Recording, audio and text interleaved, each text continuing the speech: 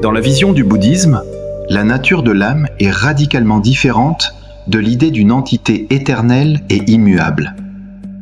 Le Bouddha enseigne qu'il n'existe pas d'âme permanente, indépendante et inchangée, telle qu'un Atman.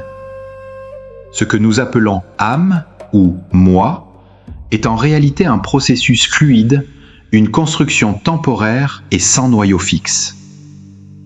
L'essence profonde de l'âme n'est pas une substance, mais une conscience en perpétuel changement, vide d'existence inhérente.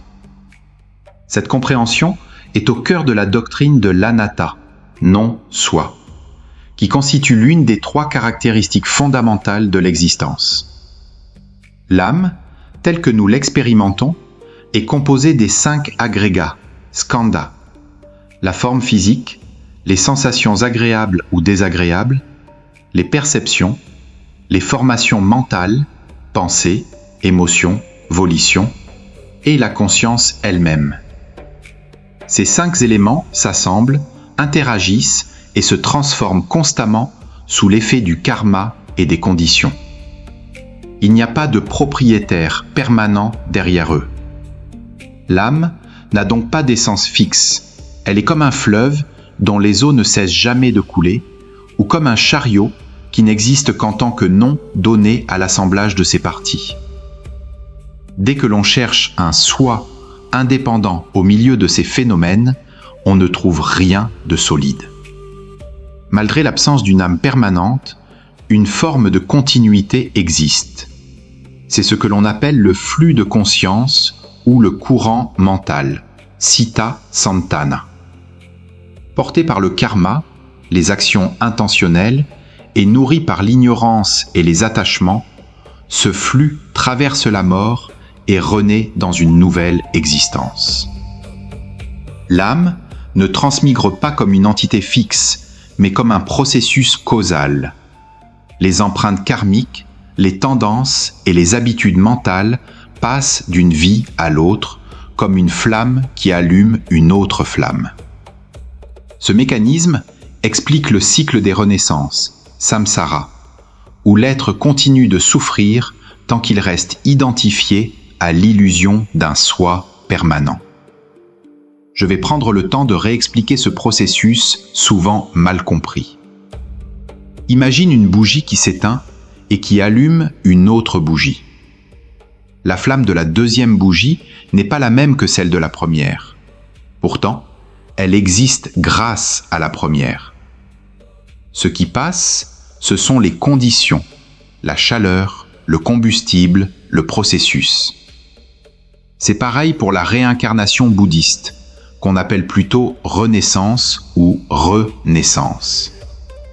À la mort, les 5 agrégats, corps, sensations, perceptions, formation mentale, conscience, se dispersent.